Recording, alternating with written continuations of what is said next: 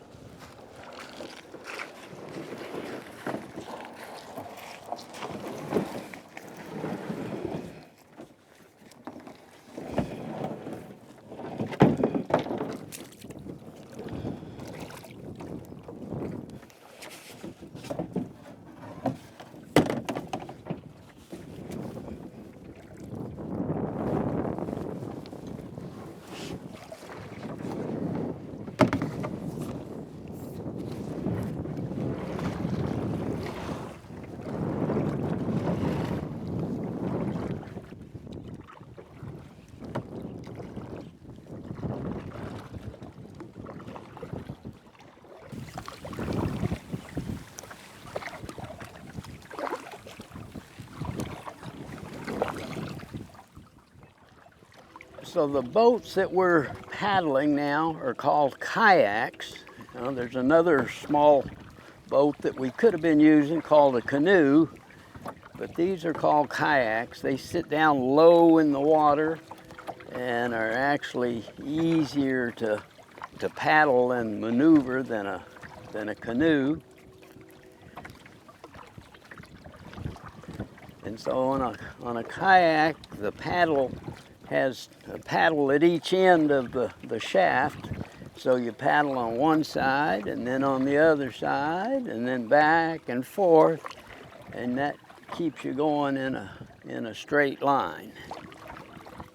But once you get down on the river like we are now, you're totally unaware of what would be up behind the bank of the river.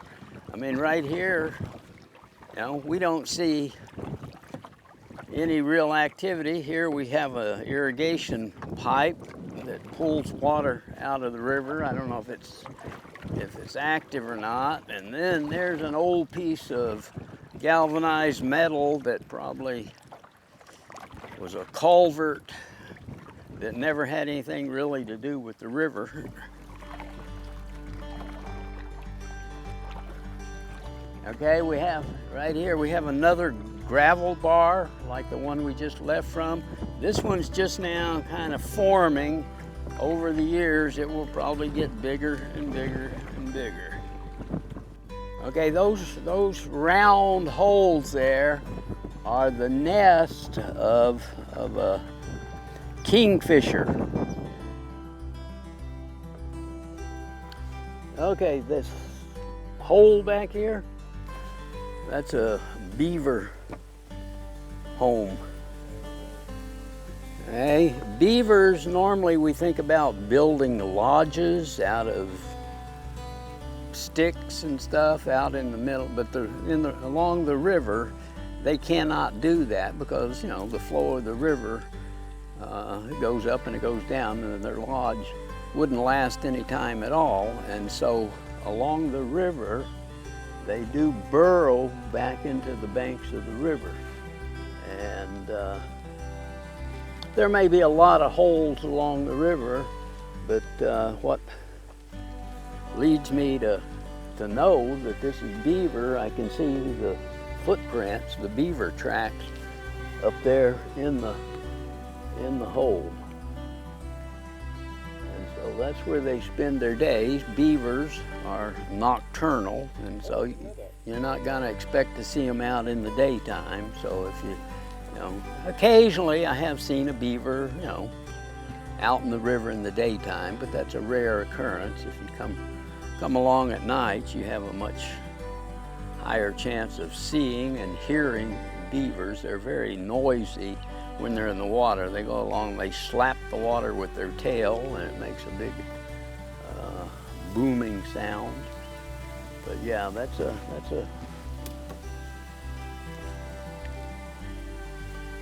hole produced by beavers, and probably somewhere in the nearby we'll see a tree or a plant that's been gnawed on by the beavers.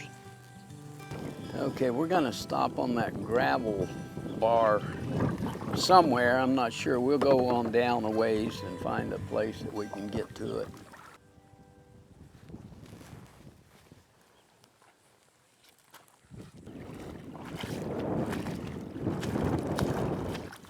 Another one of these gravel bars. This one's bigger, been here longer. Okay, so I just took a handful of gravel here. Let's just put it over here. And if we sort through it, just that one little handful.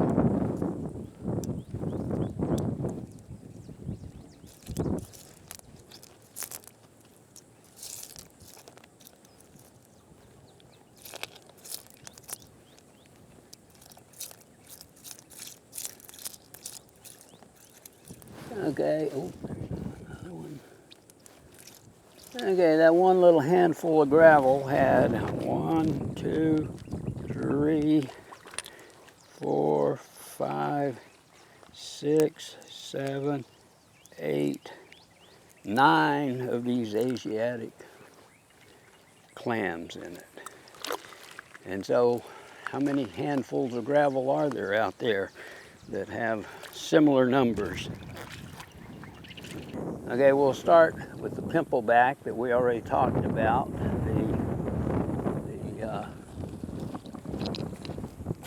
one that's got the pimples on the back. Okay, next we'll mention again the Asiatic clam, corbicula, that we normally find millions of. And then we have this smaller guy here. This is a native. This one is called the Mexican fawn's foot, and this one should be listed as endangered. Now then, the endangered classification comes from the U.S. Fish and Wildlife Service, and they considered this a couple of years ago. They said they needed a little more information about the distribution of it, but in our opinion, it is certainly should be on the endangered species list. Okay, so that's the Mexican fawn's foot.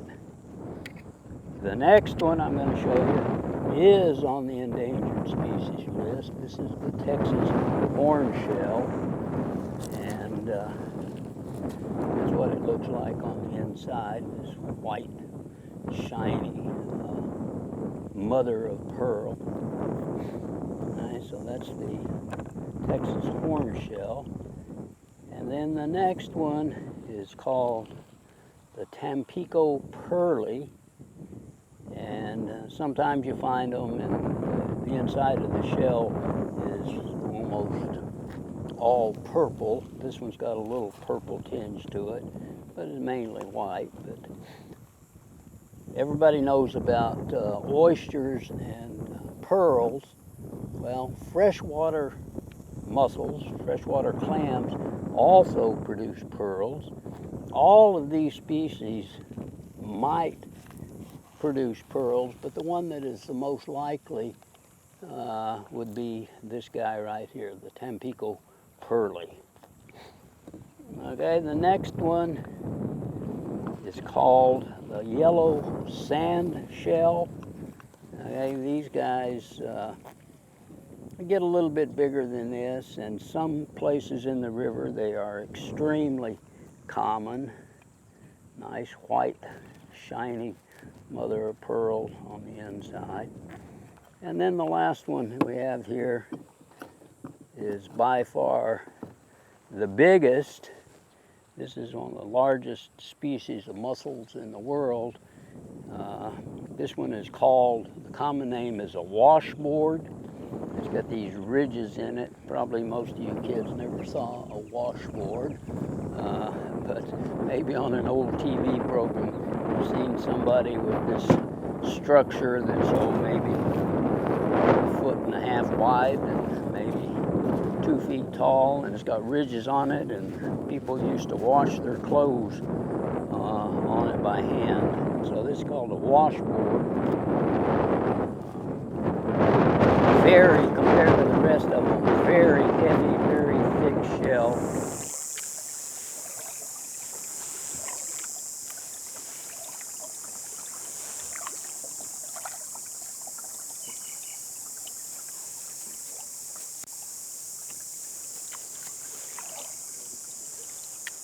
Okay, here we are on the rocky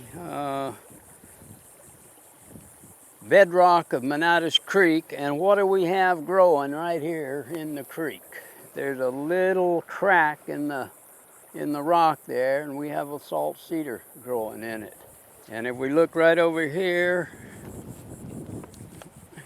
here's another salt cedar growing. So these guys will grow anywhere, and they're trying to take over the world.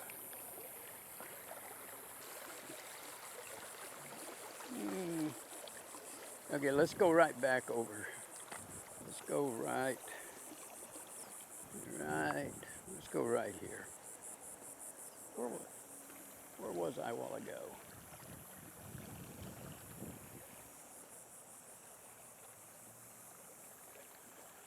Okay, this is blue-green algae. It looks like long, stringy hair when you take it out of the water, but you put it back in the water and it just floats on the water.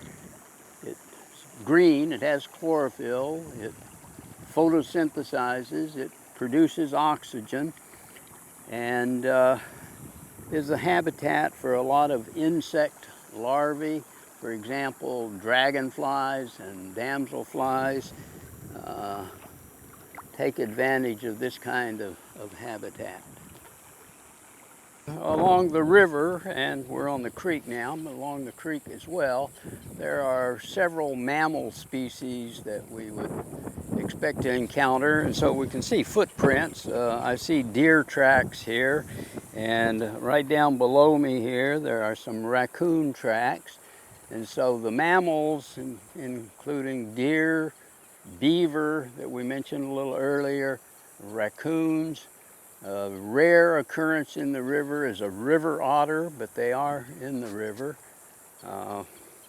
Also along the river we have places where there are lots of feral hogs, wild pigs that you can see evidence of, and you can hear them rustling in the cane along the river sometimes. So we got mammals, and then we got lots of birds. There goes a woodpecker just right up there in that tree. I don't know if you can see him or not, Vince, but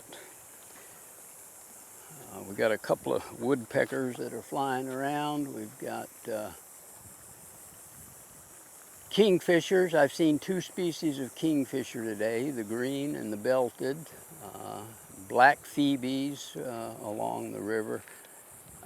But actually, in terms of birds, so far today we've seen a lot fewer than at some times of the year. Partially it's been pretty windy, and the birds kind of try to stay out of the wind as much as we do. So, but I hear a lot of birds. I've heard cardinals and kiskadees, and I heard an owl along the river earlier.